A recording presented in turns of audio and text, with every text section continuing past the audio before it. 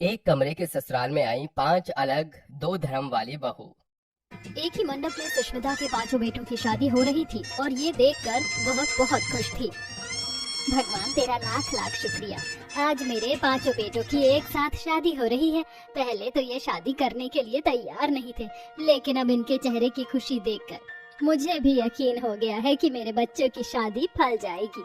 विवाह संपन्न हुआ। 5 वर वधू अपनी माता का आशीर्वाद ले लीजिए। ये सुनते ही सुष्मिता के 5 बहू बेटे उसका आशीर्वाद ले लेते हैं। विदाई होने के कुछ देर बाद 5 बहू ससुराल आ जाती हैं, जहां सुष्मिता उनका गृह प्रवेश करने के बाद कहती है, बहू हमारा ये एक ही घर है जो कि एक कमरे का है, यहाँ 5 कमरे नहीं है, तो तुम 5 बहुओं को ऐसे ही एडजस्ट करना पड़ेगा। तुम्हारे अलग अलग बिस्तर उस तरफ है, जाओ आराम कर लो। जी माँ जी। सुष्मिता की बात सुन 5 बहू घूंघट में ही अपने बिस्तर पर चली जाती हैं। सब सो जाते हैं। अगले दिन 5 बहू जो कि 5 धर्म वाली थी, अपने अंदाज में आकर 5 पूजा कर रही थी। बड़ी बहू शेफाली और दूसरी भोजपुरी बहू निमकी शिव जी की पूजा कर रही थी, तो वहीं तीसरी बहू जोया नमाज पढ़ रही थी। चौथी बहू मद्रासन मिहिका जो मुर्गन की पूजा कर रही थी। वहीं 5वीं बहू ग्रेस जो जीसस की प्रार्थना कर रही थी। Dear God Jesus, I am so thankful that you are my God, you save me Jesus Christ, hallelujah, amen amen आमीन। आवाज सुनकर सुष्मिता की आंख खुल जाती है और वो अपनी 5 बहू को अलग अलग पूजा करते हुए देख हक्की बक्की रह जाती और कहती है, अरे ये तुम 5 क्या कर रही हो? तुम अलग अलग धर्म से हो। ये क्या है? एक ने मद्रासन की तरह साड़ी पहनी है, दूसरी ने हिजाब बांधा है, तीसरी फ्रॉक में है। ये सब चल क्या रहा है? आई अम्मा वी आर आपकी 5 धर्म वाली बहू होती, मैं मद्रासन में ही का। सलाम वालेकुम मम्मी जान, मैं जोया। प्रणाम माँ जी, मैं Shefali. Good morning mother in law, I am Grace. तभी निमकी उछलकर सास के पैर छूती है, जिससे डरकर सुष्मिता पीछे हो जाती है। प्रणाम मम्मा जी, कैसन बा? ठीक बा? हाय राम, बाप रे बाप, ये तुम 5 बहू 5 ट्रेलर की तरह रिलीज क्यों हो रही हो? डरा ही दिया। ये क्या हो रहा है, मुझे समझ नहीं आ रहा। 5 अलग धर्म की हो, एक मद्रासन, मोमडन, हिंदू, क्रिश्चियन, भोजपुरी। आखिर कोई बताएगा मुझे ये सब क्या चल रहा है? मेरे बेटों की शादी तो मंडप में हिंदू लड़कियों से हुई थी। तभी सुष्मिता के 5 बेटे बोलते हैं, माँ, ये आपकी बहुएं हैं। दरअसल जिन लड़कियों से आप हमारी शादी करवाने वाली थी, वो हमें पसंद नहीं थी। हमारी अपनी पसंद से हमने शादी कर ली। इन लड़कियों के सामने हमने हाथ पैर जोड़े और वापस भेज दिया। हाँ माँ, आप हमारी कभी बात नहीं मानती, इसलिए हमने सबके सामने आपके आशीर्वाद से और अपनी पसंद की लड़कियों से शादी कर ली। इससे आपकी बात भी रह गई और हमारी भी। मेरे साथ इतना बड़ा धोखा, मैं इन 5 को कभी अपनी बहू नहीं मानूंगी। माँ, एक बार आप मौका तो देकर दीजिए, 5 बहू आपको निराश नहीं करेंगी। अरे क्या मौका दूं? कि ये मेरे एक कमरे की उसी रसोई में मीट मच्छी पकाएंगी और ये मुस्लिम, क्रिश्चियन और भोजपुरी बहू ये सब तो मांसाहारी खाते हैं और यही बनाकर मेरे घर को अशुद्ध भी कर देंगी। नहीं नहीं नहीं नहीं, ऐसा नहीं हो सकता। हाँ माँ, जल्दी मान जाइए, जोया ऐसा कुछ भी नहीं बनाएगी। हाँ अम्मी जान, आप हमें एक मौका दीजिए, हम आपको गिला शिकवे का एक भी मौका नहीं देंगे। हमें से कोई मांसाहारी नहीं खाएगा, न बनाएगा। माँ जी प्लीज मान जाइए। उसकी 5 बहू बेटे हाथ जोड़कर प्लीज करते हैं, जिसके बाद सुष्मिता मान जाती है। फिर 5 बहू खाना बनाने जाती हैं तो कहती हैं, अरे मुझे माँ जी के लिए बहुत कुछ बनाना है, पहले मुझे बनाने दो। आइए मुर्गन, पहले खाना मैं बनाती। या अल्लाह, व्हाट्स रॉन्ग विद यू? पहले हमें पकाने दीजिए। Why you are first? मुझे पहले बनाना है, वैसे ही सामान जुटाने में वक्त लग गया। अरे आप लोगन का हुई गवा, तो अब हमका खाना बनाई दे छुछुंदर।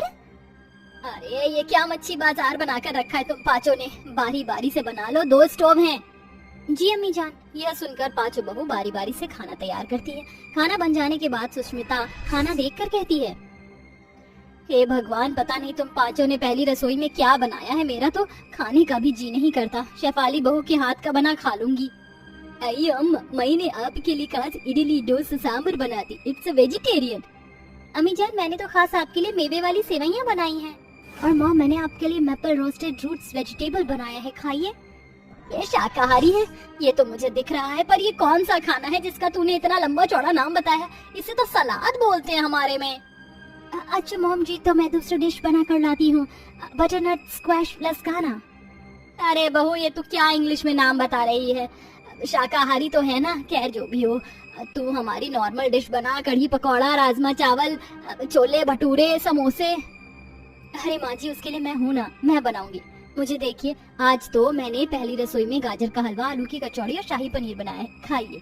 अरे वाह, मेरे मुंह में तो पानी आ गया। ये कहकर सुष्मिता अपनी पांचों बहू का बना खाना खाकर खुश हो जाती है। फिर उनको शगुन में सोने का हार देती है। वक्त गुजरता है, वह अपनी पांचों बहू को अपना तो लेती है, लेकिन एक कमरे में पांचों बहुओं का रहना दूभर हो जाता है। कभी रात को जोया बहू खर्राटे मारती थी तो पांचों परेशान हो जाती थी, तो कभी मीका बहू मच्छरों से परेशान होती। ये कड़वुल्ले, कितने मच्छर हमको काटी थी। निकेले, तुम कुछ करती है नहीं। पंखे की हवा भी मुझको ठीक से नहीं आती, बड़ा बेड फील होती। हम पांच बहू बड़ी मुश्किल से एक कमरे के ससुराल में रही थी। अरे यार सो जाओ, मेरे को जोर से नींद आती है। तभी मच्छर मारते मारते मीका सो जाती है। अगले दिन शफाली आईने के सामने गुनगुनाते हुए तैयार हो रही थी। चढ़ती जवानी मेरी चाल मस्तानी, तूने कदर ना जानी रामा, हाय रामा, हाय रामा। और चढ़ती जवानी हो जाई, ये का करत हुआ? हमको तैयार नहीं होता, हम भी अपन से जानवर के लिए सजे। या अल्लाह, खुदा के खैर से हमें अल्लाह ने नूर दिया है, अच्छा है, हमें आपकी तरह सजने की जरूरत नहीं पड़ती। पर मुझे जरूर करना है मेकअप। एक तो एक ही कमरा, ऊपर से आईना भी एक ही। This is too much. Mother in law, आपको कुछ करना चाहिए। It is becoming difficult for us to live in the one room. Prem, why are you not doing something? How can I say something grace? एक room है तो रहना ही पड़ेगा। अरे ये तुम क्या चटर पटर बोले जा रहे हो आपस में? बहू बेटा जो भी हो, तुम पांचों को इसी तरह रहना पड़ेगा। पर माँ जी, यहाँ रहना मुमकिन नहीं है। शैपाली अक्का ठीक बोली थी। माँ जी, इस एक कमरे की वजह से मैं अपने हस्बैंड से बात नहीं कर पाती। ये कड़वुल्ले, सोने में बहुत खींच पिच होती। इतना नहीं, नानी के लिए बहुत इंतजार करनी पड़ती, फिर खाना बनाने का दिक्कत होती। मैं सबकी बात से मुताफिक हूँ अम्मी जान। अरे इतने टाइम से मेरे बेटे भी तो रह रहे थे, तुम भी तो इतने दिन से रहती आई हो। माँ, अगर आपको इसी झूठी बातों में रहना है तो रहिए, लेकिन आप अपने पोते पोती की उम्मीद छोड़ दीजिए, क्योंकि वो तो इस कमरे में कभी भी नहीं हो पाएगा। हमें भी अपनी पत्नियों के साथ अपना निजी समय चाहिए, जो कि नहीं मिलता। हाँ माँ, हम पांचों सब अपने आमने सामने रहते हैं। अभी तक ठीक से हम पांचों अपनी पत्नियों से बात नहीं कर पाए। अपने बहू बेटों की इतनी बात समझने के बाद सुष्मिता को अपनी गलती का एहसास होता है और वो अपनी बहुओं से कहती है, बहू मुझे माफ कर दो।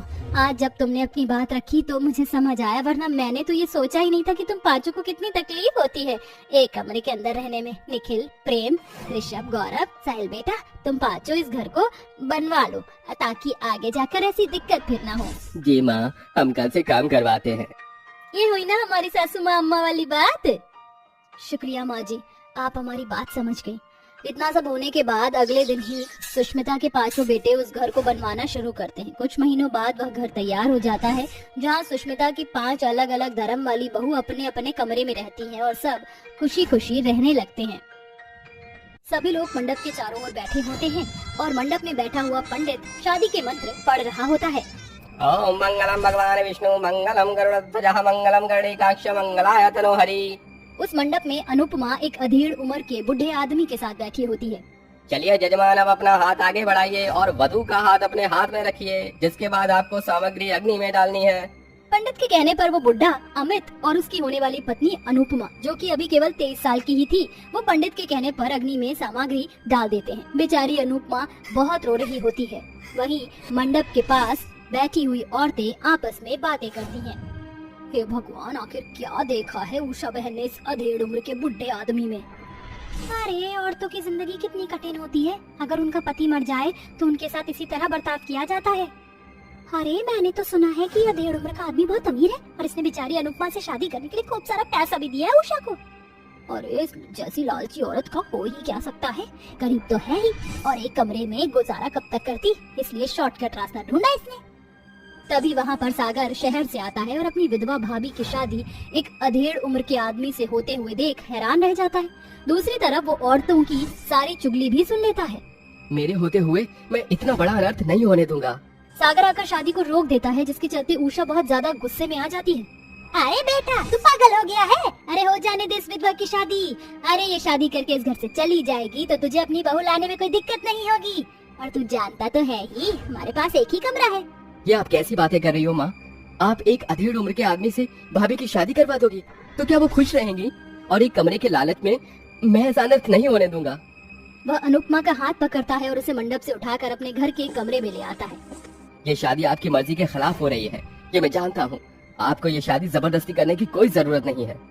अनुपमा की आंखों में आंसू होते हैं और वो हाथ जोड़कर सागर से कहती है, तुम्हारा बहुत बहुत शुक्रिया देवर जी। आज अगर तुम ना होते तो पता नहीं कैसा अनर्थ हो जाता। भाभी, आप मेरी जिम्मेदारी हो और अब से आपके ऊपर कोई अत्याचार नहीं होगा। ये सब उषा कमरे के बाहर दरवाजे के साथ खड़े होकर सुन लेती है, जिसके चलते वो कमरे में आती है और अनुपमा को पकड़कर मारना शुरू कर देती है। कलच्चिनी कहीं की, तूने मेरे छोटे बेटे को भी अपने जाल में फंसा लिया है।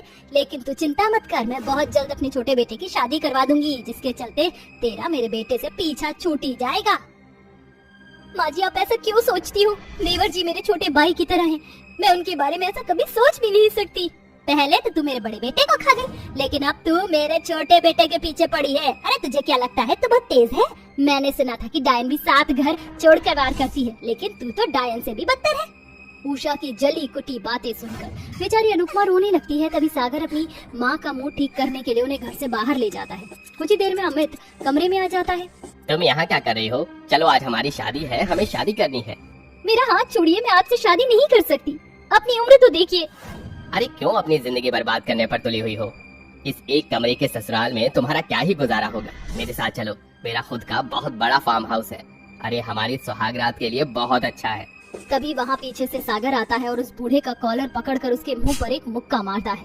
अगर एक शब्द और तूने अपने मुंह से निकाला तो मुझसे बुरा कोई नहीं होगा। जा, चला जा यहाँ से।